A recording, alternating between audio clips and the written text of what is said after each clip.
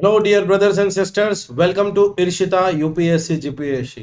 આશા રાખી રહ્યો છું કે તમે રાજકોષીય નીતિનો ડેમો લેક્ચર્સ જોઈ લીધો હશે અને યસ, આજે આપણે નાણાકીય નીતિ પર ડિસ્કસ કરીશું. યસ, આપણી પણ એક પોલિસી છે, આપણી પણ એક નીતિ છે કે ભાઈ કોઈ પણ ટોપિકની શરૂઆત કરીએ, ભલે ઇકોનોમી એન્ડ પ્લાનિંગ સમજી રહ્યા છીએ, પણ પહેલી 10 મિનિટ માટે ઇકોનોમિક્સ ને પ્લાનિંગ ને બધું સાઈડમાં રાખી આપણે પ્રેક્ટિકલ એક્ઝામ્પલથી સમજવાનો પ્રયત્ન કરીએ છીએ કે જે તે ટોપિક કહેવા શું માંગે છે. તો નાણાકીય નીતિ વિશે પણ આપણે એમ કહી શકાય કે એકદમ સરળ સામાન્ય માણસને સમજાઈ શકે એવી ભાષામાં સમજૂતી મેળવવાનો પ્રયત્ન કરીશું. યસ વિદ્યાર્થી મિત્રો, નાણાકીય નીતિ વિશે તમે એટલું તો જાણો જ છો, એવું તો નથી કે નથી જ જાણતા કંઈ, કારણ કે અગાઉના લેક્ચરમાં મેં તમને થોડીક હિન્ટ તો આપી જ દીધી હતી કે નાણાકીય નીતિ જે છે એ તમારા મેક્રો ઇકોનોમિક્સનો હિસ્સો છે. એ તો તમને ખ્યાલ છે. મેક્રો ઇકોનોમિક્સની બે અગત્યની નીતિ, એક છે તમારી નાણાકીય નીતિ અને બીજી છે તમારી ક્લિયર છે રાજકોષીય નીતિ, fiscal policy, monetary policy. Okay, ચલો ભૂલી જાઓ થોડીક વાર માટે ઇકોનોમી. તમે કદાચ કોઈને કહેતા સાંભળ્યા હશે, તમારા મોટા ભાઈ, તમારા પપ્પા, કાકા કે અન્ય કોઈ પણ વડીલ જો એ બિઝનેસ કરી રહ્યા હશે, ધંધો કરી રહ્યા હશે કોઈ પણ વસ્તુનો, ક્લિયર છે, તો એમને તમે ઘણી વખત કહેતા સાંભળ્યા હશે અથવા તો કોઈ બીજા લોકોને ઇન જનરલ તમે સાંભળ્યા હશે, યાર માર્કેટમાં કેશ જ નથી. ક્લિયર છે, આવું સાંભળ્યું હશે કે માર્કેટમાં કેશ જ નથી. તો તમે ક્યારેય વિચાર્યું છે કે એ વ્યક્તિ કે જે વેપારી માણસ છે, ધંધાર્થી માણસ છે, એ આ માર્કેટમાં કેશ નથી એવું કઈ અને શું કહેવા માંગી રહ્યો છે? તો યસ મિત્રો, એ એકચ્યુઅલી તમને નાણાકીય નીતિ જે છે એના સંદર્ભમાં કંઈક વાત કરી રહ્યો છે, જાણતા અજાણતા પણ. તો તમને એક પ્રશ્ન થવો જોઈએ, તમે 1-2 ના વિદ્યાર્થી શું હતો કે ભાઈ આ માર્કેટમાં કેશ નહીં એટલે શું? પહેલો પ્રશ્ન. ઓકે, હવે માર્કેટમાં કેટલી કેશ હોય તો એ ઉચિત છે? એમને શું કીધું? માર્કેટમાં કેશ નથી, તો કેટલી કેશ હોય તો એ ઉચિત છે? ઓકે, માર્કેટમાં કેટલી કેશ હોવી જોઈએ, યસ, એ નક્કી કોણ કરે? તો આ બધા પ્રશ્નોનો જવાબ તમને નાણાકીય નીતિમાંથી મળી રહે છે. નાણાકીય નીતિ એટલે શું? તો સિમ્પલી માત્ર માર્કેટમાં કેશ રાખવાની વાત નથી, અહીંયા ઘણી બધી વસ્તુ વાત છે. અહીંયા રોજગાર નિર્માણની પણ વાત આવી જશે. હે સાહેબ? હા, હે નહીં, હા, ક્લિયર છે. નાણાકીય નીતિ એટલે તમે માત્ર જે ઓલા બેન્કિંગ કરી નાખો છો, રેપો રિવર્સ રેપો કરી નાખો છો, એ માત્ર નાણાકીય નીતિનો 50% ભાગ જ છે. ખૂબ જ મહત્વનો, પરંતુ 50% ભાગ છે. બાકીના 50%માં બીજું કંઈક આવે છે. તો મહેરબાની કરીને હવે જીપીએસસીમાં માત્ર બેન્કિંગ ને નાણાકીય રેપો રેટ ને રિવર્સ રેપો રેટ ને ફલાણો રેટ ને આંત ખાલી એટલું કરવાથી પૂરતું નથી. તમને પહેલા તો એક પ્રોપર અન્ડરસ્ટેન્ડિંગ હોવી જોઈએ કે આ નાણાકીય નીતિ શું છે, પછી એમાં તમારે જોવું જોઈએ. હું જોઉં છું ઘણા સાહેબો ઘણા કોચિંગ ઇન્સ્ટિટ્યૂટની અંદર સીધું બેન્કિંગ ચાલુ કરે કે ભારતમાં આમ બેન્કિંગ હતું, બેન્કિંગના પ્રકાર છે. અરે ભાઈ, ક્લાસ 3ની પરીક્ષાની તૈયારી કરાવો છો, એમાં આ બધું આવે. 1-2 ના છોકરાને તો પ્રોપર અન્ડરસ્ટેન્ડિંગ હોવી જોઈએ. તો ચલો હવે વાત કરીએ મોનેટરી પોલિસી છે શું. મોનેટરી પોલિસીના સંદર્ભમાં એક વસ્તુ તો તમારી ક્યુરિયોસિટી જાગી ગઈ છે કે માર્કેટમાં કેશ રાખવાની કંઈક વાત આવે છે. તો યસ, અગેન નાણાકીય નીતિ એ પણ ક્લિયર છે, મેક્રો ઇકોનોમિક્સની જ એક નીતિ છે કે જેના અંતર્ગત દેશની મધ્યસ્થી બેંક, મેક્રો ઇકોનોમિક્સની એક નીતિ કે જેના અંતર્ગત દેશની મધ્યસ્થી બેંક અર્થતંત્રમાં આર્થિક વૃદ્ધિની જરૂરિયાત અને ભાવોની સ્થિરતાને ધ્યાનમાં રાખતા પ્રવાહિતાનું વ્યવસ્થાપન કરે છે. રાજકોષીય નીતિમાં શું હતું? તો કે ભાઈ જાહેર આવક, જાહેર ખર્ચ અને જાહેર ઋણનું વ્યવસ્થાપન થતું હતું. અહીંયા શેનું વ્યવસ્થાપન થાય છે? તો અહીંયા તમારે પ્રવાહિતાનું વ્યવસ્થાપન થાય છે. કોણ વ્યવસ્થાપન કરે છે? તો કે ભાઈ દેશની મધ્યસ્થી bank, central bank of country. Central bank of country, ભારતમાં સેન્ટ્રલ બેંક કોને કહી શકાય? તો આરબીઆઈને કહી શકાય. બ્રિટનની અંદર તો કે એમની બેંક ઓફ ઇંગ્લેન્ડ છે. ચાઇનાની અંદર પીપલ્સ બેંક ઓફ ચાઇના છે. અમેરિકાની અંદર અમેરિકન ફેડ રિઝર્વ છે. તો યસ, ભારતની અંદર મધ્યસ્થી bank, central bank of a country means ભારતમાં કહીએ તો આરબીઆઈ. તો બે મિનિંગ તમે સમજી ગયા કે મેક્રો ઇકોનોમિક્સની નીતિ, ઓકે, દેશની મધ્યસ્થી બેંક પ્રવાહિતાનું વ્યવસ્થાપન કરે છે. તો દેશની મધ્યસ્થી બેંક એટલે ભારતમાં કહીએ તો આરબીઆઈ. ઓકે, ઓકે, હવે જે બાકીના 3 વસ્તુ છે, અર્થતંત્રમાં આર્થિક વૃદ્ધિની જરૂરિયાત, ભાવોની સ્થિરતા, પ્રવાહિતાનું વ્યવસ્થાપન, એને એક પછી એક આપણે સમજવાનું છે. એક વસ્તુ તમે સમજી લ્યો કે તમને ખ્યાલ છે કે ભાઈ રાજકોષીય નીતિમાં સૌથી પ્રધાન ભૂમિકા, સર્વોચ્ચ ભૂમિકા કોની હતી? તો કે ભાઈ સરકારની હતી. પણ નાણાકીય નીતિમાં સૌથી સર્વોચ્ચ ભૂમિકા, પ્રધાન ભૂમિકા જે છે એ દેશની મધ્યસ્થી બેંક ભજવે છે. ભારતની નાણાકીય નીતિમાં સૌથી સર્વોચ્ચ ભૂમિકા, મુખ્ય ભૂમિકા કોની હોય છે? તો કે આરબીઆઈની હોય છે. હવે આ ત્રણ વસ્તુની વાત કરીએ કે અર્થતંત્રમાં આર્થિક વૃદ્ધિની જરૂરિયાત એટલે શું, ભાવોની સ્થિરતા એટલે શું અને પ્રવાહિતા એટલે શું. પહેલામાં પહેલી વસ્તુ આપણે સમજીશું પ્રવાહિતા. આ ત્રણ મિનિંગ સમજી લ્યો ને એટલે તમારી નાણાકીય નીતિ જે છે એ 25% પૂરી થઈ ગઈ. યસ મિત્રો, આ ત્રણ વસ્તુમાં 25% નાણાકીય નીતિ તમારી પૂરી થઈ જાય છે.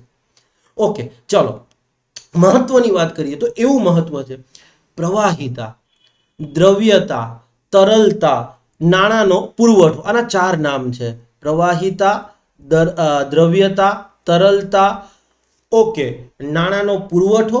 ઇંગ્લિશમાં એના એક જ નામ છે લિક્વિડિટી અને મની સપ્લાય. લિક્વિડિટી ઇંગ્લિશમાં જેને લિક્વિડિટી કહો છો, ગુજરાતીમાં એના 3 મિનિંગ છે: પ્રવાહિતા, દ્રવ્યતા, તરલતા અને નાણાંનો પુરવઠો, મની સપ્લાય. ક્લિયર છે? ઓકે, આ મની સપ્લાય એટલે શું, પ્રવાહિતા એટલે શું? તો અર્થતંત્રમાં જે કોઈ પણ કેશ રહેલી, અર્થતંત્રમાં જે નાણાંનો પુરવઠો છે એને કહેવાય પ્રવાહિતા. અર્થતંત્રમાં રહેલ નાણાંનો પુરવઠો, અર્થતંત્રમાં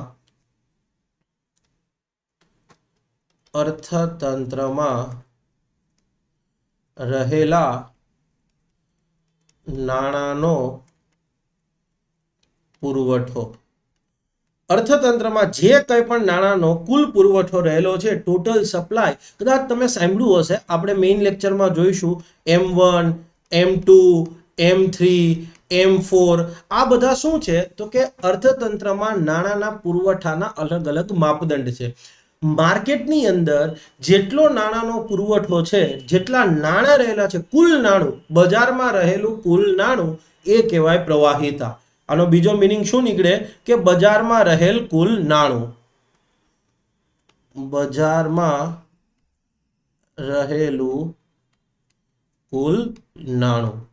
હવે એક વસ્તુ યાદ રાખજો, અર્થતંત્રમાં પ્રવાહિતા, અર્થતંત્રમાં આખા મોનેટરી પોલિસીનું 10 કલાકના લેક્ચર થશે આપણા મેઇન કોર્સની અંદર.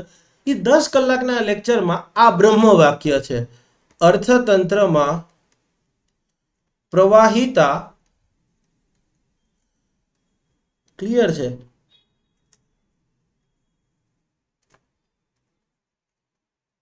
અર્થતંત્રમાં પ્રવાહિતા જરૂરિયાત કરતા ઓછી હોય અને એક છે જરૂરિયાત કરતા વધારે હોય. જરૂરિયાત કરતા વધારે. જો અર્થતંત્રમાં પ્રવાહિતા તમારી જરૂરિયાત કરતા ઓછી હોય, અર્થતંત્રમાં જે જરૂરિયાત હોય એટલો નાણાંનો પુરવઠો ન હોય, જરૂરિયાત કરતા ઓછો હોય, તો એમ કહી શકો કે આર્થિક વૃદ્ધિ ધીમી પડી જાય છે, ધીમી પડે છે. અને બહુ જરૂરિયાત અને બહુ ઓછો થઈ જાય તો કદાચ મંદી તરફ લઈ જાય. અને યસ, અર્થતંત્રમાં પ્રવાહિતા જરૂરિયાત કરતા વધુ હોય તો યસ, ફુગાવો થાય. ફુગાવો, ઇન્ફ્લેશન, કોમન માણસની કમર તોડી નાખે એવી વસ્તુ છે. તો યસ, અર્થતંત્રમાં પ્રવાહિતા એટલે શું? તો બજારમાં રહેલું કુલ નાણું. આગળ જેને આપણે ભણવાના છીએ M1, M2, M3, M4, અર્થતંત્રમાં રહેલો નાણાંનો પુરવઠો, એને કહીશું લિક્વિડિટી અથવા દ્રવ્યતા, તરલતા. તો અર્થતંત્રમાં તરલતા, પ્રવાહિતા, લિક્વિડિટી જરૂરિયાત કરતા વધી જાય તો માર્કેટમાં જે કેશ હોવી જોઈએ, બજારમાં રહેલી કેશ આ જ છે. બજારમાં રહેલી કેશ જરૂરિયાત કરતા ઓછી હોય, શું કે માર્કેટમાં કેશ નહીં, ત્યારે એ શું કહેવા માંગતા હોય? તો મંદીનો માહોલ છે, એવું કહેતા હોય. યસ, મંદીનો માહોલમાં જ આવી વાતો કરે ને, માર્કેટમાં કેશ નથી. તો એકચ્યુઅલીમાં એને આપણી ભાષામાં શું કહી શકાય? આર્થિક વૃદ્ધિનો દર ધીમો પડી જાય છે, આર્થિક વૃદ્ધિ ધીમી થઈ જાય, જીડીપી ડાઉન થઈ શકે. ઓકે, જ્યારે અર્થતંત્રમાં પ્રવાહિતા, માર્કેટમાં કેશ જરૂરિયાત કરતા વધી જાય તો એ ફુગાવાને પણ નોતરે. તો યાદ રાખો, દેશની મધ્યસ્થી બેંક જે છે, યસ, એને શું સુનિશ્ચિત કરવાનું હોય છે નાણાકીય નીતિમાં? દેશની મધ્યસ્થી બેંકે નાણાકીય નીતિમાં એક જ વસ્તુ સુનિશ્ચિત કરવાની હોય છે, શું? કે માર્કેટમાં મની સપ્લાય જે છે એ બેલેન્સ રહે. માર્કેટમાં મની સપ્લાય જે છે યસ એ બેલેન્સ રહે, વ્યવસ્થાપન કરે છે, અર્થાત સંતુલિત રાખવાનું કામ કરે છે. સંતુલિત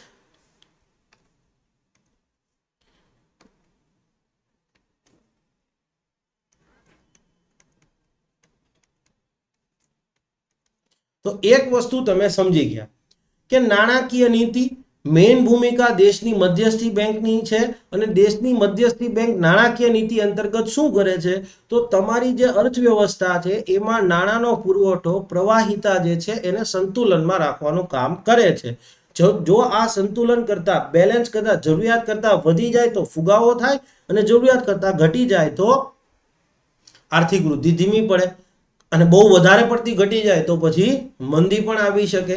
તો હવે પ્રશ્ન એ થાય કે નાણાંનો પુરવઠો પ્રવાહિતાને સંતુલિત રાખે છે, બેલેન્સ કરવાનું કામ કરે છે, તો કોને ધ્યાનમાં રાખતા કરે છે? તો અહીંયા ઉપર લખેલું જ છે કે અર્થતંત્રમાં આર્થિક વૃદ્ધિની જરૂરિયાત અને ભાવોની સ્થિરતાને ધ્યાનમાં રાખતા.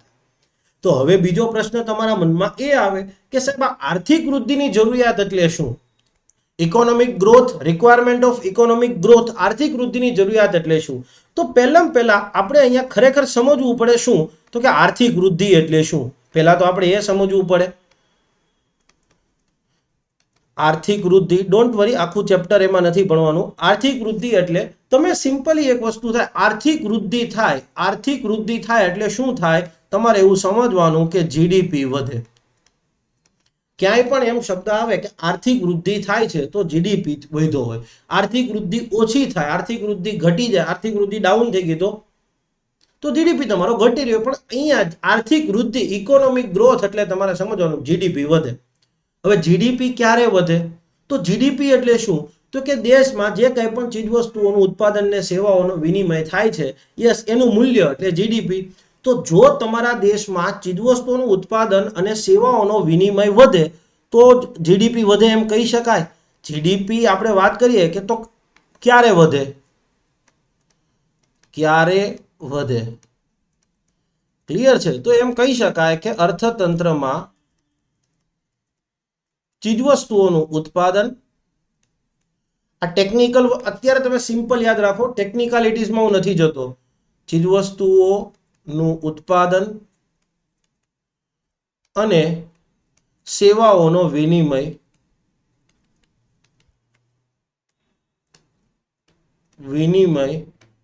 વધે ત્યારે. જો ચીજવસ્તુઓનું ઉત્પાદન વધશે, સેવાઓનો વિનિમય વધશે તો તમારો જીડીપી વધશે. તો હવે પ્રશ્ન એ થાય કે ચીજવસ્તુઓનું ઉત્પાદન વધારવું છે, સેવાઓનો વિનિમય વધારવો છે, તો શું કરવું? આ વસ્તુ ક્યારે થશે? ચીજવસ્તુઓનું ઉત્પાદન વધારવું છે, સેવાઓનો વિનિમય વધારવો છે, તો આ વસ્તુ ક્યારે થાય? ક્યારે? આ વસ્તુ કરવી હોય તો શું કરવું પડે? તમારા અર્થવ્યવસ્થામાં ચીજવસ્તુઓનું ઉત્પાદન વધારવું છે, શું કરવું પડે? સેવાઓનો વિનિમય વધારવો, શું કરવું પડે? સ્વાભાવિક છે, નવા ઉત્પાદનના એકમો, નવી ફેક્ટરીઓ, નવા મેન્યુફેક્ચરિંગ યુનિટ ઊભા કરવા પડે, નવા સેવા ક્ષેત્રના એકમો નાખવા પડે. યસ, તો એ ચોક્કસપણે. તો કે નવા ઉત્પાદન એકમો, સેવા ક્ષેત્રના એકમો સ્થાપવામાં આવે,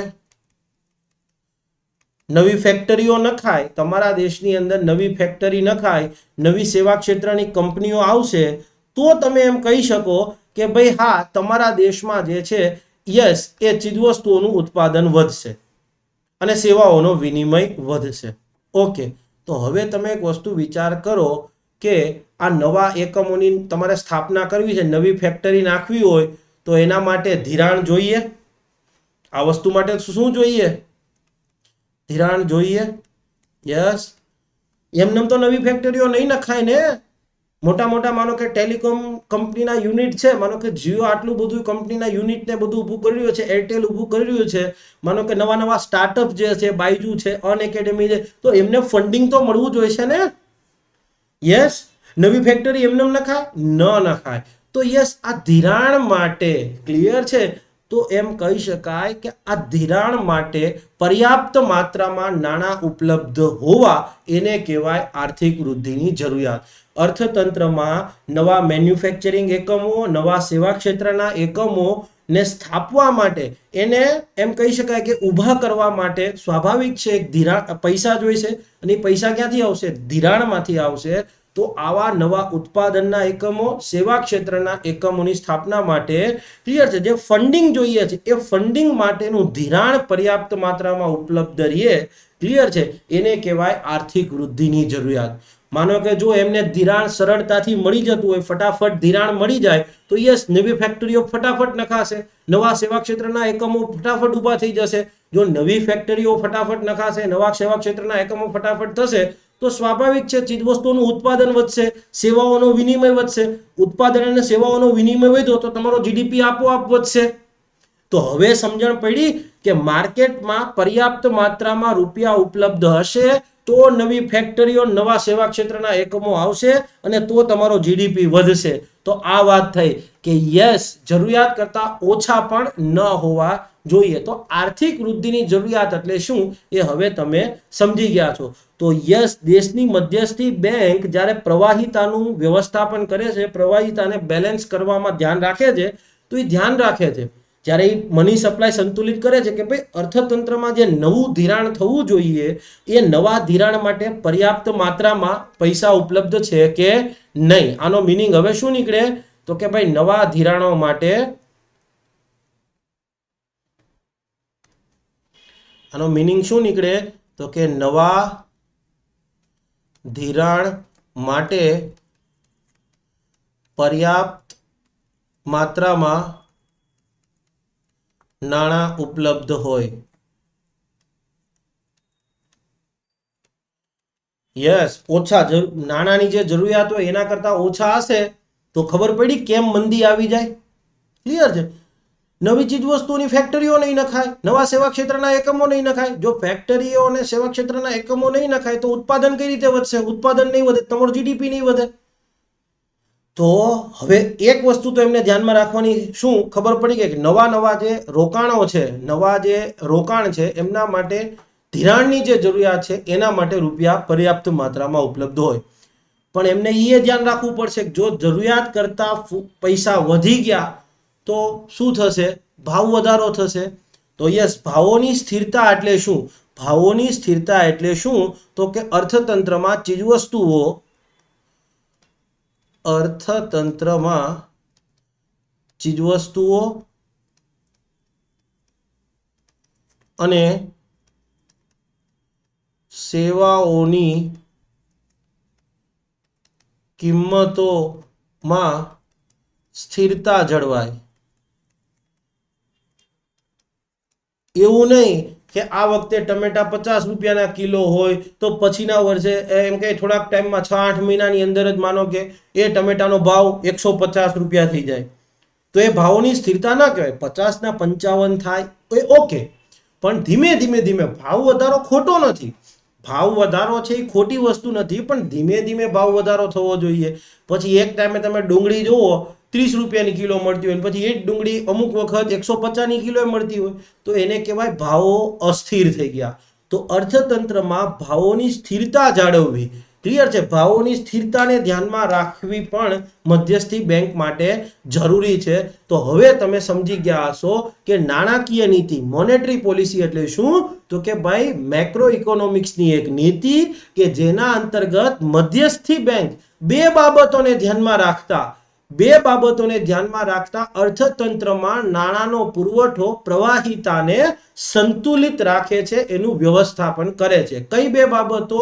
તો કે આર્થિક વૃદ્ધિની જરૂરિયાત, અર્થાત નવા જે રોકાણ થવાના છે, ઇન્વેસ્ટમેન્ટ થવાના છે, એ ઇન્વેસ્ટમેન્ટ માટે પૈસા પર્યાપ્ત માત્રામાં ઉપલબ્ધ રહે, આર્થિક વૃદ્ધિની જરૂરિયાત. અને બીજું છે ભાવોની સ્થિરતા. આ બંનેને ધ્યાનમાં રાખતા નાણાંનો જે પુરવઠો છે એને સંતુલનમાં રાખવાનો પ્રયત્ન કરે છે. ક્લિયર છે? ઓકે, હવે તમે એક વસ્તુ વિચાર કરો, મેઇન તો શું આવ્યું? મની સપ્લાય વાત આવ્યો, મની સપ્લાય. તો હવે અહીંથી તમે આપણે જ્યારે રેપો અને રિવર્સ રેપો રેટ સમજીશું, હવે તમને પ્રોપર ખ્યાલ આવશે. અને તમને હજી એમ લાગતું હોય કે નાણાકીય નીતિમાં માત્ર રેપો અને રિવર્સ રેપો રેટ જ છે, તો એ એટલું જરૂરી નથી. અહીંયા બહુ મહત્વની વસ્તુ છે. તમે એક વસ્તુ વિચાર કરો, જો નવા ધિરાણ માટે પર્યાપ્ત માત્રામાં બરાબર નાણાં ઉપલબ્ધ હશે તો શું થશે? નવી ફેક્ટરીઓ નખાશે. નવી ફેક્ટરીઓ નખાશે, નવા સેવા ક્ષેત્રના એકમો ઊભા કરવામાં આવશે, તો ત્યાં રોજગારીનું નિર્માણ નહીં થાય? યસ, હા, ત્યાં રોજગાર નિર્માણ થશે. ઉપર જતા તમારા દેશમાં ચીજવસ્તુઓનું ઉત્પાદન થશે. યસ, તમે એની નિકાસને પ્રોત્સાહન આપશો તો તમને ફોરેક્સ પ્રાપ્ત નહીં થાય? વિદેશી હુંડિયામણ, ફોરેન એક્સચેન્જ રિઝર્વ, હા, એ પણ પ્રાપ્ત થશે. તો નાણાકીય નીતિ જે છે એ માત્ર ને માત્ર ખાલી રેપો અને રિવર્સ રેપો રેટ નથી ભાઈ. નાણાકીય નીતિ તમારા દેશમાં રોજગાર નિર્માણ માટે પણ એટલી જરૂરી છે અને વિદેશી હુંડિયામણની પ્રાપ્તિ માટે પણ જરૂરી છે, એટલી જ વસ્તુ છે. તો હવે તમે ખાલી સમજી ગયા છો, કારણ કે નાણાકીય નીતિ એટલે છોકરા એવું સમજે છે કે બસ રેપો અને રિવર્સ રેપો રેટ જ આવે છે. ના ભાઈ, બધી વસ્તુ આવશે અને એનાથી એ મેઇન જે વસ્તુ છે એ તમને એકાદ મિનિટની અંદર હવે ખ્યાલ પડશે. હવે આપણે જોઈશું નાણાકીય નીતિના મુખ્ય ઉદ્દેશો. તો એક મેં કહી દીધું કે ભાવોની સ્થિરતા જાળવવી. ભાવોની સ્થિરતા જાળવવી અર્થાત ફુગાવો જે છે એ નિયંત્રણમાં રાખવો. જરૂરિયાત કરતાં મની સપ્લાય વધી જાય, જરૂરિયાત કરતાં નાણાંનો પુરવઠો વધી જાય તો શું થતો હતો? ફુગાવો થતો હતો. તો આ ફુગાવાને કંટ્રોલમાં રાખવાનું કામ પણ કોનું છે? તમારી મધ્યસ્થી બેંકનું છે. અને નાણાકીય નીતિનો ઉદ્દેશ્ય છે વિનિમય દરમાં લેણ દેણની તુલામાં સ્થિરતા જાળવવી. કદાચ આ વસ્તુ તમને અત્યારે નહીં સમજાય, કારણ કે તમને વિનિમય દર અને બેલેન્સ ઓફ પેમેન્ટ જે છે એ બાકી છે. પણ એક વસ્તુ યાદ રાખજો, તમારા દેશનું બેલેન્સ ઓફ પેમેન્ટની વાત કરો કે $1 બરાબર કેટલા રૂપિયા થશે? $1 બરાબર 75 રૂપિયા થશે, 65 રૂપિયા થશે, 60 રૂપિયા થશે. એમાં જે સ્થિરતા જાળવવાની વાત છે ને, એમાં પણ નાણાકીય નીતિ મહત્વની ભૂમિકા ભજવે છે. Yes, okay. હવે આ સૌથી મેઇન મુદ્દો છે. આ જે છે એ સૌથી મેઇનમાં મેઇન મુદ્દો આ છે. ક્લિયર છે? ઓકે, એને સમજવાનો પ્રયત્ન કરીશું. ધારો કે તમારો પગાર જે છે એ 1 લાખ રૂપિયા છે. ધારો કે તમારો પગાર જે છે એ રૂપિયા 1 લાખ છે. સ્વાભાવિક છે, બેંકમાં જ આવતો હશે. ઓકે, તમે જે છે એ ખર્ચ માટે, લેટ સે ફોર એક્ઝામ્પલ ઘર ખર્ચ, બધો ખર્ચ, છોકરાઓની ફી બીન બધું કરતા તમારે ધારો કે 20,000 રૂપિયા ખર્ચાઈ જાય છે. પછી એમાંથી તમે ધારો કે સમજવા માટે પોતે પણ શેર બજારમાં અલગ અલગ જગ્યાએ રોકાણ કરો છો. તમે મકાનની લોન બોન ને બધું લીધું છે, તો એ તમારું એક પ્રકારનું રોકાણ જ થયેલું છે. એમાં ધારો કે તમારા 30,000 રૂપિયા જતા રહે છે. તો હવે લાખ રૂપિયામાંથી 50,000 તો જતા રહ્યા, કે એટલે 1000, 50,000 તો જતા રહ્યા. તો હવે બચ્યા કેટલા? તો કે બાકી બચ્યા તમારા ખાતામાં 50,000 રૂપિયા. ઓકે, મહિને તમે 50,000 રૂપિયા ફિક્સ તમારા બેંક એકાઉન્ટમાં જાય છે. બેંક એકાઉન્ટ જે છે એમાં પડ્યા રહે છે. તમે રાખો છો ભાઈ, કાલ સવારે કોઈ માનો કે બાઇક છોડાવવાનું થાય કે વોટેવર, કંઈક પૈસા આરોગ્ય બાબત, તમે 50,000 રૂપિયા દર મહિને બેંકમાં તમારા જમા થઈ જાય છે. ક્લિયર છે? તો હવે આ 50,000 રૂપિયા જે છે એનું ઇકોનોમીમાં કઈ યોગદાન આવ્યું? ના, નહીં આવ્યું. તો તમારા જેવા ઘણા બધા લોકો હશે કે જેના અલગ અલગ રીતે રૂપિયા પડ્યા હશે. કોઈનો પગાર 20,000 હશે, તો એને એ રીતે એના બેંક ખાતામાં દર મહિને 2,000 રૂપિયા, 1,000 રૂપિયા જમા થતો હશે. તો આ રીતે અર્થતંત્રમાં ઘણા બધા, બહુ બધી પબ્લિકના રૂપિયા જે છે એ બેંકમાં પડ્યા હોય. પણ એ બેંકમાં પડ્યા શું કામના? તો બેંક શું કરે છે? બેંક તમારે જ્યારે જોઈ ત્યારે તમને આપી દે છે. અડધી રાતે જાવ તો એટીએમ કાર્ડ તમને આપ્યું છે. ક્લિયર છે? તો ઓકે, અર્થવ્યવસ્થામાં એમ કહી શકાય કે જે આ પ્રકારની બચતો એમને પડી, આનો ઇકોનોમીમાં ઉપયોગ શું? આ 50,000 કાંઈ નહીં. તો આને કહેવાય અર્થતંત્રમાં પડી રહેતી ફાજલ બચતો, ઇડલ સેવિંગ્સ. એનો ઇકોનોમીમાં કોઈ ઉપયોગ નથી. ઇકોનોમીમાં એનું કોઈ જ એટલે કોઈ જ યોગદાન નથી. પણ આ બેંકો જે છે, બેન્કિંગ સિસ્ટમ જે છે, નાણાકીય નીતિ છે, એના અંતર્ગત શું થાય છે? આ રીતે તમારા લોકોના જે કંઈ પણ રૂપિયા બેંકમાં પડ્યા છે એને બેંક શું કરે છે? નવા ઉદ્યોગોને, નવી ફેક્ટરીઓને, નવા સેવા ક્ષેત્રના એકમોને ધિરાણ આપવા માટે ઉપયોગ કરે છે. તમારે જોઈએ ત્યારે આપી દેશે, બટ યસ, એ રૂપિયા બેંક જે છે એ અલગ અલગ કંપનીઓને ધિરાણ કરે છે. ટાટાને, અદાણીને, અંબાણીને, આ બધી કંપનીઓને ધિરાણ કર્યું, રિલાયન્સને બધાને. તો શું થશે? એમના દ્વારા નવો પ્લાન્ટ નાખવામાં આવે, નવા સેવા ક્ષેત્રના એકમો ઊભા કરવામાં આવ્યા. તો યસ, ચીજવસ્તુઓનું ઉત્પાદન પણ વધશે, સેવાઓનો વિનિમય વધશે, તમારો જીડીપી એ વધશે, ઉપરાંત નવો પ્લાન્ટ, નવી ફેક્ટરી, નવા સેવા ક્ષેત્રના એકમો છે તો એમાં રોજગાર નિર્માણને પણ પ્રોત્સાહન મળે છે. તો નાણાકીય નીતિનું આ મેઇન કામ છે કે ભાઈ અર્થતંત્રમાં જે ફાજલ બચતો પડી રહી છે, તમને એમ થાય કે તમારા ખાતામાં રૂપિયા પડ્યા છે, પણ એ તમારા ખાતાનો રૂપિયાનો ઉપયોગ બેંક કઈ રીતે કરે છે? ઇકોનોમીમાં ઇન્વેસ્ટમેન્ટને પ્રોત્સાહન આપે છે, માટે તમને 4%, 3.5%, 2.5% એવું વ્યાજ પણ આપે છે. જુઓ, વ્યાજ આપે છે ને. યસ, કેમ? તો કે તમારા 50,000 રૂપિયા એને 8% વ્યાજે આપ્યા હોય, એ તમને 4% વ્યાજ આપે છે. કારણ કે પૈસા તમારા છે. તો યસ, હવે તમને ખબર પડી આર્થિક વૃદ્ધિ, નવી ચીજવસ્તુઓનો સેવાઓનો ચીજવસ્તુઓનું ઉત્પાદન, સેવાઓનો વિનિમય થશે તો તમારો જીડીપી વધશે. યસ, તો આર્થિક વૃદ્ધિ અને ટકાઉ રોજગાર નિર્માણને પ્રોત્સાહન આપવામાં પણ નાણાકીય નીતિ મહત્વની છે, માત્ર ને માત્ર રેપો રિવર્સ રેપો માટે નહીં. ક્લિયર છે? ઓકે, આપણે જોઈ ગયેલા હતા રાજકોષીય નીતિ બે પ્રકારની હતી, એક હતી વિસ્તરણકારી અને એક હતી સંકોચનકારી. તો યસ, અહીંયા નાણાકીય નીતિ પણ આ જ રીતે બે પ્રકારે વિભાજિત થાય છે, વિસ્તરણકારી અને સંકોચનકારી. સંકોચનકારી નાણાકીય નીતિને ઇંગ્લિશમાં કહીશું ડિયર મની પોલિસી અથવા ડિયર મોનેટરી પોલિસી, અને વિસ્તરણકારીને ચીપ મોનેટરી પોલિસી અથવા તો એક્સપાન્શનરી. આને પણ એક્સપાન્શનરી કહી શકાય, એમાં ખોટું નથી.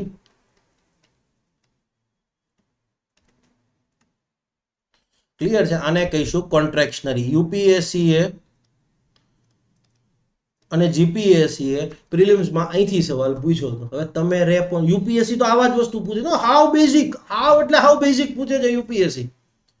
અને મેં કીધું કે ભાઈ યુપીએસસી લેવલનું કન્ટેન્ટ આપીશ એટલે યુપીએસસી નું જ આપીશ. ક્લિયર છે? ઓકે, દેશની હવે સંકોચનકારી અને વિસ્તરણકારી નાણાકીય નીતિ ક્યારે કહી શકાય? તો કે તમારા દેશની મધ્યસ્થી બેંક કોઈક ડિસિઝન લે, કોઈક કામગીરી કરે અને એના કારણે અર્થતંત્રમાં મની સપ્લાયમાં શું થાય છે? તમારા દેશની મધ્યસ્થી બેંક કંઈક કામગીરી કરે, કોઈક નિર્ણય લે, કોઈ ડિસિઝન લે, એના કારણે જો મની સપ્લાય વધતો હોય, અર્થતંત્રમાં મની સપ્લાય વધતો હોય તો એને કહેવાય તમારું શું? કે સિમ્પલી મની સપ્લાય વધે, વિસ્તરણકારી. અને જો દેશની મધ્યસ્થી બેંક કોઈ કામગીરી કરે અને એના કારણે મની સપ્લાયમાં ઘટાડો થાય, ક્લિયર છે? એના કારણે મની સપ્લાયમાં ઘટાડો થાય તો એને આપણે કહીએ છીએ સંકોચનકારી. ક્લિયર છે? યસ. જો દેશની મધ્યસ્થી બેંક દ્વારા પોલિસી દરમાં વધારો કરવામાં આવે, યસ, આ એક્ઝામ્પલ છે એનું, આ એનું એક્ઝામ્પલ છે. પોલિસી દરમાં વધારો કરવામાં આવે તો શું થશે? અલ્ટિમેટલી મની સપ્લાય ઘટશે. યસ, અને પોલિસી દરમાં ઘટાડો કરવામાં આવે તો કે મની સપ્લાય વધશે. તો જે કોઈ પણ, ઓકે, કઈ જગ્યા પડી છે? ઓકે, હું અહીંયા લખી દઉં છું. ઓકે, દેશની મધ્યસ્થી બેંક દ્વારા કોઈ કામગીરી કરવામાં આવે, કામગીરી થાય કે પછી નિર્ણય લેવાય તેની અસર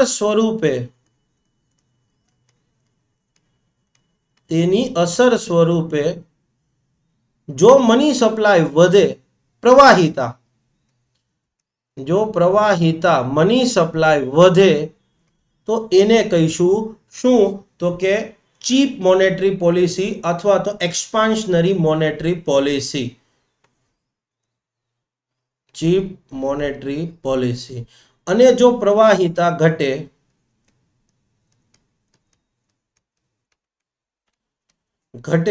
તો એને કહીશું ડિયર મોનેટરી પોલિસી અથવા તો સંકોચનકારી. ક્લિયર છે? નાણાકીય નીતિ. ક્લિયર છે? આ જસ્ટ ખાલી જગ્યા નથી એટલે મેં ત્યાં લખી દીધું છે. ઉદાહરણ તરીકે માનો કે રેપો રેટ ઘટાડે તો હવે શું થશે? એકચ્યુઅલીમાં બેંકો જે છે, વાણિજ્યક બેંકો આરબીઆઈ પાસેથી ઓછા દરે પૈસા લઈ શકશે, માટે એ લોકો પૈસા વધારે લેશે તો માર્કેટમાં મની સપ્લાય વધશે. તો એ પણ તમારું ક્લિયર છે, વિસ્તરણકારી નાણાકીય નીતિનું જ ઉદાહરણ છે. ફોર એક્ઝામ્પલ, રેપો રેટ જે છે એ ઘટાડવામાં આવે, SLR રેટ છે એ ઘટાડવામાં આવે, CRR રેટ છે એ ઘટાડવામાં આવે. ક્લિયર છે, માનો કે બેંક રેટ જે છે એ ઘટાડવામાં આવે. તો આ બધી વસ્તુ, આ જે કાંઈ પણ થશે એના કારણે માર્કેટમાં મની સપ્લાય વધે છે. આ જે કાંઈ પણ વાત કરી આપણે, repo rate, SLR, CRR, bank rate, આ બધું ઘટાડે તો માર્કેટમાં પ્રવાહિતા વધે છે. તો એ બધી વસ્તુ થઈ વિસ્તરણકારી નાણાકીય નીતિના ઉદાહરણ. તો એનાથી વિપરીત રીતે તમે કહી શકો ને, રેપો રેટ વધારે, રેપો વધારે, ક્લિયર છે, SLR રેટ વધારે, ક્લિયર છે, CRR રેટ વધારે, ક્લિયર છે, બેંક રેટ વધારે. તો યસ, MSF રેટ જે છે એ વધારે, યસ, MSF રેટ જે છે, આ બધી વસ્તુ આપણે ભણવાની છે. પણ અહીંયા હું તમને પ્રેક્ટિકલી સમજાવું છું. ઓકે, સંકોચનકારી નાણાકીય નીતિની કામગીરી, માનો કે સંકોચનકારી નાણાકીય નીતિનો અભિગમ અપનાવે, ડિયર મની પોલિસી અપનાવે, તો ફુગાવો શું થાય? તો ઘટી જ શકે, ઘટશે જ, ઘટશે જ. પણ આપણે અહીંયા એલિમેન્ટ ઓફ પ્રોબેબિલિટી વાપરવાનો, ઘટી શકે. ક્લિયર છે, અહીંયા ફુગાવો વધી શકે, જરૂરી નથી વધે જ, પણ અહીંયા માટે વધી શકે, મે બી. જુઓ તમે, નાણાકીય નીતિનો સવાલ હશે, બેલેન્સ ઓફ પેમેન્ટનો સવાલ હશે, એમાં મે શબ્દનો પ્રયોગ કરવામાં આવ્યો હશે. ઘટી શકે, વધી શકે, આવું થઈ શકે. રોજગાર નિર્માણ જે છે, યસ, એમાં અવરોધ ઊભો થાય, ઊભો થાય, અને અહીંયા રોજગાર નિર્માણને પ્રોત્સાહન આપે. કારણ કે પૈસા માર્કેટમાં વધ્યા, મની સપ્લાય વધ્યો, નવા રોકાણો થશે, યસ, નવા ઇન્વેસ્ટમેન્ટ થયા તો રોજગાર નિર્માણ થવાનું જ છે. સમજણ પડી? તો આ છે તમારા નાણાકીય નીતિના પ્રકારો અને એની સંભવિત અસર. હવે RBI જે છે એ તમને ખબર છે, દેશની મધ્યસ્થી બેંક છે, ભારતની મધ્યસ્થી બેંક RBI છે. તો એની અર્થતંત્રમાં ખૂબ મહત્વની ભૂમિકા રહેલી છે. તો યસ, એની એકાદી ભૂમિકા આપણે અત્યારે ડેમો લેક્ચરના ભાગમાં જોઈ લઈએ. તો એની એની મેઇન 5 મુખ્ય ભૂમિકાઓ છે. એમાં પહેલી ભૂમિકા કે જેના માટે જ આખી દુનિયા છે, પૈસા. તો અર્થતંત્રમાં પૈસા જે છે એના સંદર્ભમાં દેશની ભારતની વાત કરીએ તો ભારતીય અર્થતંત્રમાં પૈસાની બાબત જે છે, યસ, એમાં એની ભૂમિકા મહત્વની છે. સરકારની બેંક તરીકે એની ભૂમિકા મહત્વની છે, બેંકોની બેંક તરીકે એની ભૂમિકા મહત્વની છે. યસ, ભારતના વિદેશી હુંડિયામણનો કબજો પણ RBIના હાથમાં છે, અને ધિરાણ નિયંત્રક તરીકે એ સૌથી મેઇન કામગીરી કરે છે. અને એ ધિરાણ નિયંત્રક તરીકેની કામગીરી છે એ આપણા 3 લેક્ચરમાં પૂરી થશે. તો ઓકે, એના ઇતિહાસ વિશે વાત કરી લઈએ. RBIની સ્થાપના જે છે એ તમને ખબર છે કે 1 એપ્રિલ 1935ના રોજ થયેલી છે. કયા કાયદા હેઠળ? તો કે ધ RBI એક્ટ 1934 હેઠળ. RBI એક્ટ 1934 હેઠળ જે છે એ RBIની સ્થાપના થયેલી છે. હવે તમને બધાને ખબર છે, કોઈ પણ સંસ્થાની સ્થાપના કાયદા હેઠળ થઈ હોય તો એને આપણે શું કહીએ છીએ? વૈધાનિક સંસ્થા કહીએ છીએ. હા, વૈધાનિક સંસ્થા. તો ક્વેશ્ચન એમ આવે કે સ્ટેટમેન્ટ RBI એક વૈધાનિક સંસ્થા છે, તો આવું તો આપણે ક્યાંય ભણ્યા જ નથી, લક્ષ્મીકાંતમાં લખ્યું જ નથી. પણ યાદ રાખવાનું કે યસ, RBI એક વૈધાનિક સંસ્થા છે. ઓકે, RBIની જ્યારે સ્થાપના થઈ મિત્રો, ઓકે, કોની ભલામણથી સ્થાપના થયેલી હતી? ભલામણ કોને કરી હતી કે હા ભાઈ, દેશમાં એક મધ્યસ્થી બેંક જેવું કંઈક હોવું જોઈએ? તો યાદ રાખજો, હિલ્ટન યંગ કમિશન જે હતું,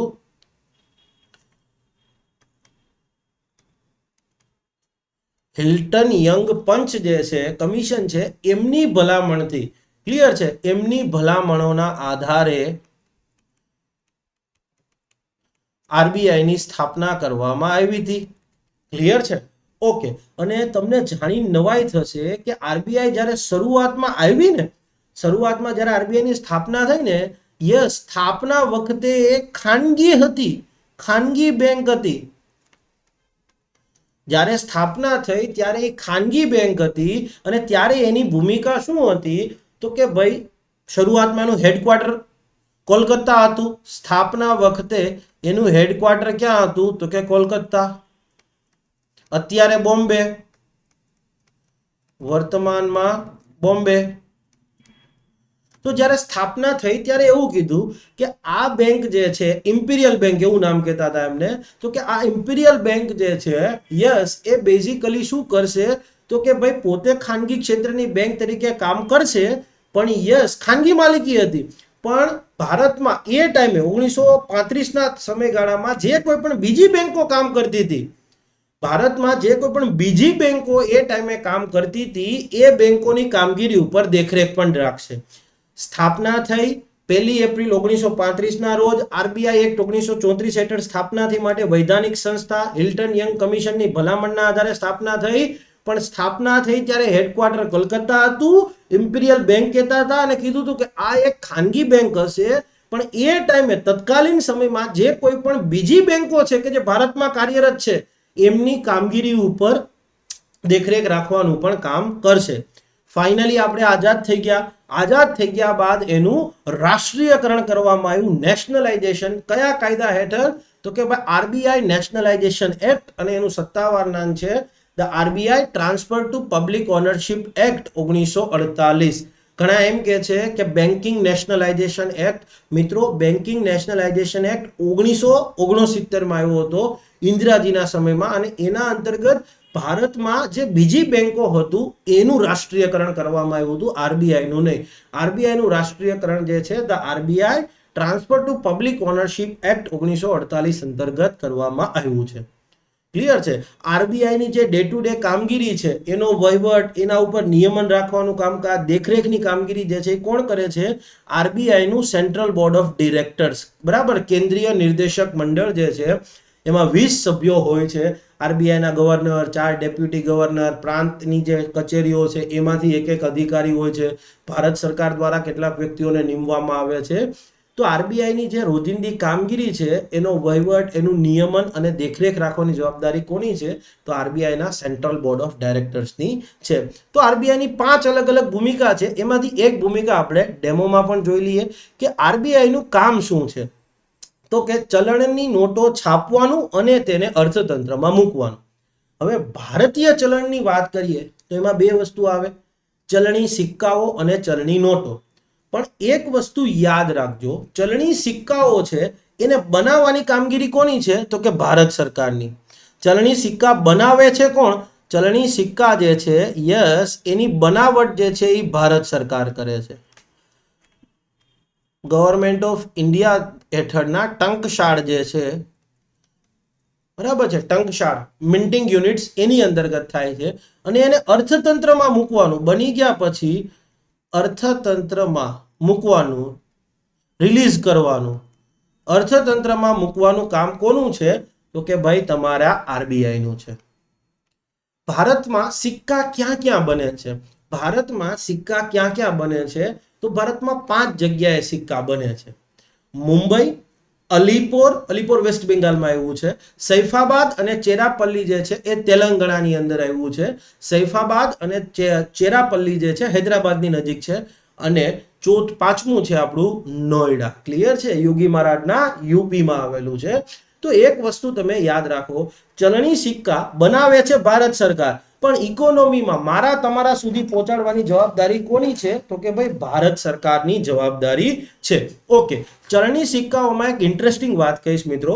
ચલણી સિક્કો આ રીતે જે હોય ને એમાં જે સાલ લખી હોય ને, કઈ સાલમાં બન્યો છે, એની નીચે તમને કદાચ આવી વસ્તુ જોવા મળશે, આવું કંઈક જોવા મળશે, અથવા તો સર્કલ કરેલું હશે, અથવા તો આવું હશે. અમુક સિક્કામાં આમ હશે, અમુકમાં કંઈક આવું હશે, આવા સિમ્બોલ હશે. એ સિમ્બોલ શું સૂચવે છે ખબર છે? સેલ્ફ વર્ક કરવાનું છે તમારે. એ સિક્કો ક્યાં બન્યો છે, એ જે તે સિક્કો ક્યાં બન્યો છે એની માહિતી આપે છે. અમુકમાં કાંઈ સિમ્બોલ નહીં હોય, અમુકમાં નો સિમ્બોલ નહીં હોય, એ પણ સૂચવે છે કે એ સિક્કો ક્યાં બન્યો છે. અમુકમાં એમ કર્યો હશે, અમુકમાં બી કર્યો હશે. તો યસ, એ હવે તમે કોઈ પણ ચલણી સિક્કો આપે ને એમાં તમને ખબર પડી જાય કે આ સિક્કો ક્યાં બન્યો છે. આ નીચે જે સાલ આપી છે ને એના સિમ્બોલ હેઠળ. ક્લિયર છે? એ નીચે જે સિક્કો છે એમાં જે સિક્કાની વેલ્યુ લખી હશે, 2 રૂપિયા, 5 રૂપિયા, એની નીચેની સાલ લખી હશે, અને એની નીચે આ પ્રકારે સિમ્બોલ આપવામાં આવ્યા છે. ટ્રાયંગલ, અથવા તો માનો કે ટ્રેપેઝિયમ શેપ આ પ્રકારનું. ક્લિયર છે? સ્ક્વેર, આ પ્રકારની ફુદેડી એ બધું આપ્યું હશે, તો એ હવે તમારું હોમવર્ક છે. ચલણી નોટોને ક્લિયર છે બનાવવાનું, ચલણી નોટો જે છે એને છાપવાનું પ્લસ અર્થતંત્રમાં મૂકવાનું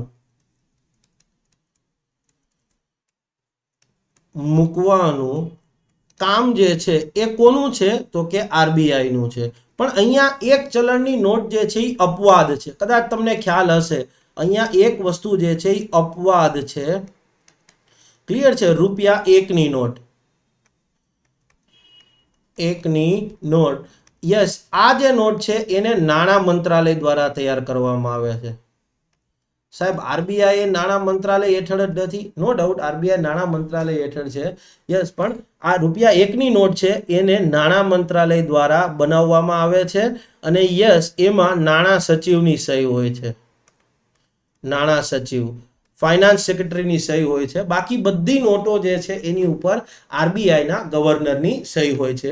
ચલણી નોટો ભારતમાં ક્યાં બને છે તો દેવાસ, નાસિક, સાલ્બોની અને મૈસૂરુ જે છે એ ત્યાં બને છે. ક્લિયર છે? દેવાસ જે છે યસ એ કર્ણાટકમાં, આઈ થિંક, હા કર્ણાટકની અંદર છે, જોઈ લેજો તમે. સાલ્બોની જે છે, નહીં સોરી, દેવાસ જે છે એ મધ્યપ્રદેશમાં છે, સ્લીપ ઓફ ટંગ. નાસિક જે છે એ પણ આઈ થિંક મધ્યપ્રદેશમાં છે તમારું. ક્લિયર છે? સાલ્બોની છે એ વેસ્ટ બેંગાલમાં છે ને મૈસૂરુ કર્ણાટકની અંદર છે. જોઈ લેજો તમારી રીતે ભાઈ. ઓકે, હવે પ્રશ્ન એ થાય કે સાહેબ આરબીઆઈ ને નોટો છાપવાની આપણે સત્તા તો આપી છે, તો શું એ ગમે એટલા રૂપિયાની નોટો છાપી શકે અને ગમે ત્યારે માર્કેટમાં મૂકી શકે? તો એ કઈક લિમિટ છે કે ભાઈ આરબીઆઈ કેટલા? ઓકે, પેલો પ્રશ્ન એ છે કે આરબીઆઈ જે વ્યવસ્થા હેઠળ નોટો છાપે છે એને શું કહેવામાં આવે છે? કેટલા રૂપિયાની નોટો છાપે છે? કઈ રીતે બજારમાં મૂકી દે છે? મારા તમારા જવાન બોલાવી લે છે કે અહીંયા આવીને લે આ 500 નું બંડલ, લે આ 2000 નું બંડલ માર્કેટમાં વાપરી નાખ એટલે માર્કેટમાં રૂપિયો જતો રહે, એવું કરે છે? ના મિત્રો, એવું નથી કાંઈ. ક્લિયર છે? જોઈએ છીએ આરબીઆઈ જે સિસ્ટમ હેઠળ ચલણની નોટો છાપે છે, યસ, અને ચલણની નોટોને પછી અર્થતંત્રમાં મૂકે છે, ક્લિયર છે, એ વ્યવસ્થાને કહેવામાં આવે છે મિનિમમ રિઝર્વ સિસ્ટમ, ન્યૂનતમ આરક્ષણ પ્રણાલી, ન્યૂનતમ આરક્ષિત અથવા આરક્ષણ પ્રણાલી વ્યવસ્થા. ક્લિયર છે? ન્યૂનતમ આરક્ષણ પ્રણાલી જે છે એના અંતર્ગત ક્લિયર છે આરબીઆઈ જે છે ન્યૂનતમ આરક્ષણ પ્રણાલી,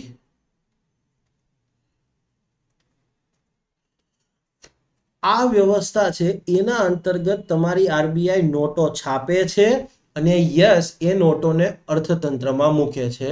પણ આ વ્યવસ્થા અંતર્ગત આરબીઆઈ ક્લિયર છે સામાન્યતઃ રૂપિયા 200 કરોડના મૂલ્યની વિવિધ ચલણી નોટો છાપે છે અને અર્થતંત્રમાં મૂકે છે.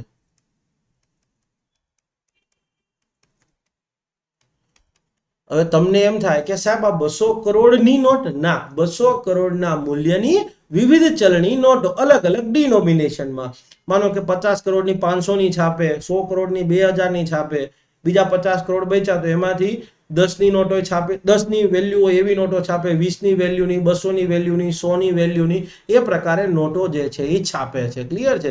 ઓકે, હવે પ્રશ્ન એ થાય ક્લિયર છે કે આ 200 કરોડના મૂલ્યની નોટો છાપે છે, અર્થતંત્રમાં કઈ રીતે મૂકે છે? ક્લિયર છે? અર્થતંત્રમાં કઈ રીતે મૂકે છે? કઈ રીતે? મારા તમારા જવાન વાપરવા દઈએ તો કે ના. ક્લિયર છે? ગોલ્ડ બેકિંગ સામે, ગોલ્ડના બેકિંગ સામે. હવે બધી જગ્યાએ તો આવું લખ્યું છે કે સાહેબ gold backing, against the gold backing. તેનો મીનિંગ શું? સિમ્પલી બજારમાંથી સોનું ખરીદે, બજારમાંથી સોનાની ખરીદી કરીને.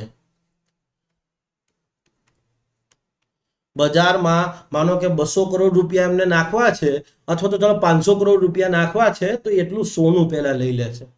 આરબીઆઈ પાસે જે સોનું પડ્યું છે ને એ આરબીઆઈ બેંક ઓફ ઇંગ્લેન્ડની પાસે, બેંક ઓફ અમેરિકા પાસે, બેંક ઓફ ઇન્ટરનેશનલ સેટલમેન્ટ જે છે BIS સ્વિટ્ઝરલેન્ડ, ક્લિયર છે, યસ, એમાં પણ રાખે છે. આરબીઆઈ પાસે જે સોનું પડ્યું છે મેઇનલી આરબીઆઈ આ 3 જગ્યાએ રાખે છે. ઓકે, તમને એમ થાય કે સાહેબ આ 200 કરોડના મૂલ્યની જ નોટો છાપી શકે? ના. માનો કે ડિમોનેટાઇઝેશન થઈ ગયું ત્યારે શું વાત જોવા બેસે?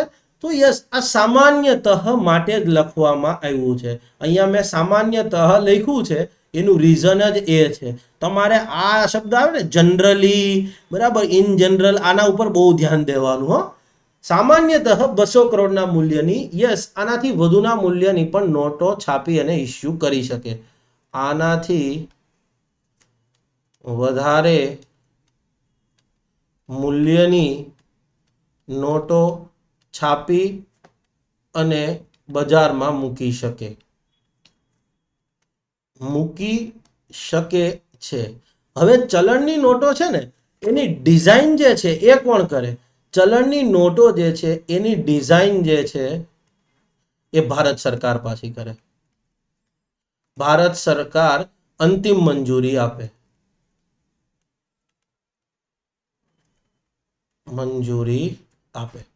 આરબીઆઈ છે એ ડિઝાઇન કરે, ભારત સરકારને મોકલે, ભાઈ આ ડિઝાઇનમાં રાણકી વાવ રાખી છે, આ ડિઝાઇનની અંદર આ પ્રકારે વસ્તુ કરવામાં આવી છે, ભારત સરકાર મંજૂરી આપે એટલે એ પછી ડિઝાઇનની નોટો છપાઈ જાય.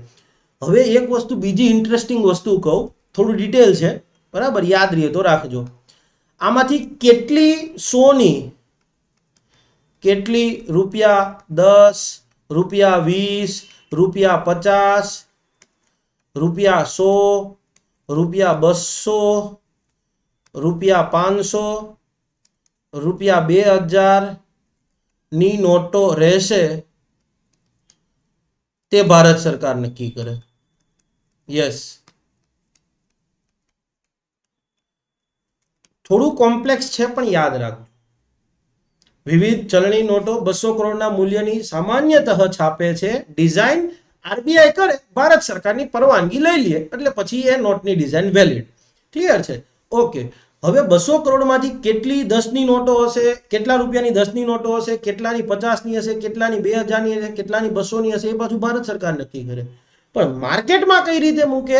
તો કે ભાઈ ગોલ્ડ પરચેસ કરીને. ક્લિયર છે? તો મિત્રો આ પ્રકારે તમારે જે છે એ મોનેટરી પોલિસી અને બેન્કિંગને બધું ભણવાનું હોય છે. ખાલી મોનેટરી પોલિસીમાં રેપો અને રિવર્સ રેપો નથી આવતા. હવે ભારતીય ચલણ છે, આમ તો દુનિયાના દરેક દેશોમાં ચલણ 2 પ્રકારનું હોય છે. ચલણ જે છે તમારું એ 2 પ્રકારનું હોય છે. એક છે તમારું, ક્લિયર છે, યસ, એ છે ફિયાટ કરન્સી, અને બીજું છે નિયર મની. ફિયાટ કરન્સીને લીગલ ટેન્ડર પણ કહેવામાં આવે છે. લીગલ ટેન્ડર, આને ગુજરાતીમાં કહીએ તો સત્તાવાર નાણું. ભારતનું સત્તાવાર નાણું શું કહી શકાય? રૂપિયો કહી શકાય. અમેરિકાનું સત્તાવાર નાણું ફિયાટ કરન્સી ડોલર કહી શકાય. તો યસ, ફિયાટ કરન્સીમાં કોનો સમાવેશ થાય છે? તો ચલણી સિક્કાઓ અને નોટોનો સમાવેશ થાય છે. અને યસ, ફિયાટ કરન્સી, દેશની ફિયાટ કરન્સી છે, દેશનું સત્તાવાર નાણું છે, યસ, એનું આખા દેશમાં સાર્વત્રિક સ્વીકૃતિ હોય, કોઈ સ્વીકારવાની ના ન પાડી શકે. કોઈ પણ વ્યક્તિ સ્વીકાર કરવાની ના ન પાડી શકે. માનો કે તમે 2 કરોડની મર્સિડીઝ લેવા ગયા અને 2 કરોડનું ચિલ્લર આપ્યું કે 10-10ની નોટો આપી, તો મર્સિડીઝ કંપનીનો શોરૂમ જે હશે ત્યાં ના ન પાડી શકે. ફોજદારી કેસ બને કે તમે ભારતમાં રહી અને ભારતના નાણાંનો અસ્વીકાર કર્યો છે. ક્લિયર છે? તમે સિક્કા, ભારત સરકાર દ્વારા જે અને આરબીઆઈ દ્વારા બહાર પાડવામાં આવેલા જે સિક્કા છે અને ચલણની નોટો છે, આ 2નો જ ફિયાટ કરન્સીમાં સમાવેશ થાય છે. 2 જ સત્તાવાર નાણું કહેવાય અને કોઈ પણ વ્યક્તિ એનો સ્વીકાર કરવાની ના ન પાડી શકે. તમે કદાચ સાંભળ્યું હશે, પ્રાઇમ મિનિસ્ટરે ડિમોનેટાઇઝેશન વખતે કીધું હતું, આજ રાત 12 बजे से ₹500 और 1000 के नोट લીગલ ટેન્ડર નહીં રહેંગે. લીગલ ટેન્ડર એટલે સત્તાવાર નાણું. ક્લિયર છે? નિયર મની એટલે નિયર મની, કે મની જેવું, પૈસા જેવું, પણ એક્ઝેક્ટલી પૈસા નહીં. તો સામાન્ય ચલણની જેમ સ્વીકાર્ય છે પરંતુ ફરજિયાત સ્વીકૃતિ નહીં. તો નિયર મની કોને કહેવાય? તો કે ચેક છે, ક્રેડિટ કાર્ડ છે, ડેબિટ કાર્ડ છે, તો એ બધાને કહેવાય નિયર મની. ક્લિયર છે કે જરૂરી નથી કે કોઈ વ્યક્તિ સ્વીકારે. તમે માનો કે કોઈ વ્યક્તિને, માનો કે લેટ સે ફોર એક્ઝામ્પલ તમે કોર્સની ફી આપવા જાઓ છો કોઈ પણ જગ્યાએ, અથવા તો લેટ સે ફોર એક્ઝામ્પલ તમે ગાડી લેવા ગયા અને એમ કહો કે ભાઈ હું તમને ડેબિટ કાર્ડથી પેમેન્ટ કરીશ, તો સામેવાળો શોરૂમ વાળો વ્યક્તિ ના પાડી શકે કે અમે ડેબિટ કાર્ડથી પેમેન્ટ સ્વીકારતા નથી. ક્લિયર છે, ફરજિયાત નથી. માનો કે તમારા યુપીઆઈ છે, ભીમ યુપીઆઈ, ઈ રૂપી, આ બધી વસ્તુ જે છે એ પણ તમારી નિયર મનીમાં જ આવશે. એને તમે ભીમ યુપીઆઈ છે તો એ લીગલ ટેન્ડર નથી, યાદ રાખજો, એ નિયર મની ગણાય. ક્લિયર છે? તો આ છે ફિયાટ કરન્સી. આ સિવાય માનો કે વિશેષ વ્યક્તિઓ છે, મહાનુભાવો છે, એમની યાદમાં બહાર પાડવામાં આવેલા સિક્કા છે, એ પણ ફિયાટ કરન્સી જ કહી શકાય. માનો કે હમણાં ઇસ્કોનમાં જે સંસ્થા છે એના સ્થાપક જે સંત મહાત્મા છે એમની યાદમાં સિક્કા બહાર પાડવામાં આવ્યા હતા. માનો કે ઇન્દિરાજીની યાદમાં સિક્કા બહાર પાડવામાં આવ્યા હતા. કે લેટ સે ફોર એક્ઝામ્પલ બીજા કોઈ ઇન્કમ ટેક્સના 150 વર્ષ પૂરા થયા હતા 2011 ની અંદર, ત્યારે 150 રૂપિયાનો સિક્કો બહાર પાડવામાં આવ્યો હતો. તો આ બધા સિક્કા છે એ પણ તમારી ફિયાટ કરન્સીનો જ ભાગ ગણાય. ક્લિયર છે? એને તમે નિયર મની ના ગણી શકો, કારણ કે ભારત સરકારે સત્તાવારપણે બહાર પાડેલા સિક્કા છે. ક્લિયર છે મિત્રો? તો આશા રાખી રહ્યો છું કે તમારી આ વસ્તુ પણ ક્લિયર હશે, તમને ડેમોમાં ભણવાની મજા આવી હશે. યસ વિદ્યાર્થી મિત્રો, આપણો ઇન્ડિયન ઇકોનોમીનો કોર્સ જે છે, યસ, એ 15 એપ્રિલથી સ્ટાર્ટ થવાનો છે. આ કોર્સની અંદર બધા લેક્ચર્સ હું ભણાવવાનો છું. આ કોર્સમાં આખા જીપીએસસી નો સિલેબસ સમાવેશ થઈ જાય છે, અને મેં તમને કીધું કે પાયાથી લઈ અને એડવાન્સ લેવલ સુધીનું કન્ટેન્ટ આપીશ. આ સિવાય ટેસ્ટ સિરીઝ પણ હશે. મોનેટરી પોલિસી પૂરું થયું, તમારે મોનેટરી પોલિસીની ટેસ્ટ આપવી છે, આપી શકો, અને છેવટે એક્ઝામ વખતે આખા સિલેબસની પણ સંપૂર્ણ ટેસ્ટ સિરીઝ પણ હશે. અહીંયા મેં નવી પદ્ધતિ ચાલુ કર્યું છે, રેકોર્ડેડ વિડીયો પણ હશે અને લાઈવ લેક્ચર્સ પણ હશે. એ કઈ રીતે? તો 15 એપ્રિલે કોર્સ સ્ટાર્ટ થાય છે. યસ, એમાં જે બેઝિક કન્ટેન્ટ છે એ બધાના વિડીયો તમને રેકોર્ડેડ મળી જશે. 30 તારીખ સુધીમાં આપણો 90% સિલેબસ તમને વિડીયો સ્વરૂપે આપી દીધો હશે. તો આ લાઈવ લેક્ચર્સ ક્યાં? તો માનો કે તમે ટેસ્ટ સિરીઝ રાખી, આપણે ટેસ્ટ રાખી, એના ક્વેશ્ચન સોલ્વ કરવાના છે, એમાં તમારી ડિફિકલ્ટી છે, તો એના માટે આપણે મહિનામાં 2-3 વખત લાઈવ લેક્ચર્સ રાખીશું. આ સિવાય ઇકોનોમી છે ભાઈ, કરંટને લગતી વિષય છે, કરંટને લગતો, તો માનો કે જાન્યુઆરીની અંદર જૂનની અંદર કોઈ મહત્વની વાત થઈ, આપણે તો મેમાં જ પૂરું કરી દીધું, મે ની 1લી તારીખ પહેલા જ આખો કોર્સ તમને આપી દીધો 90%, તો બાકીના 10%માં શું? સરકારે મે, જૂન, જુલાઈ, ઓગસ્ટમાં ઇકોનોમીને લગતો કોઈ ડિસિઝન લીધો, તો એમાં જે કંઈ અપડેટ કરવાનું હશે એ તમને લાઈવ લેક્ચર સ્વરૂપે પણ આપણે આપીશું. અને આ સિવાય તમારી ડિફિકલ્ટી હશે એને રેગ્યુલર સોલ્વ કરવા માટે, ક્લિયર છે, તમને લાઈવ લેક્ચર્સ લેવામાં આવશે તમારા માટે. ક્લિયર છે? જનરલી આ લાઈવ લેક્ચર શનિ રવિમાં રાખીશું, કે જેથી જે લોકો જોબ કરે છે એ પણ એનો લાઈવ લેક્ચર્સનો લાભ લઈ શકે. તમારી કોઈ પણ ક્વેરી હોય, પૂછપરછ કરવી હોય, તો યસ, મારો કોન્ટેક્ટ નંબર છે, એમાં સીધો જ તમે મારો સંપર્ક કરી શકો છો. મારો નંબર છે 9499893975. ક્લિયર છે? 9499893975 જે છે, યસ, એ મારો નંબર છે. ક્લિયર છે? યસ.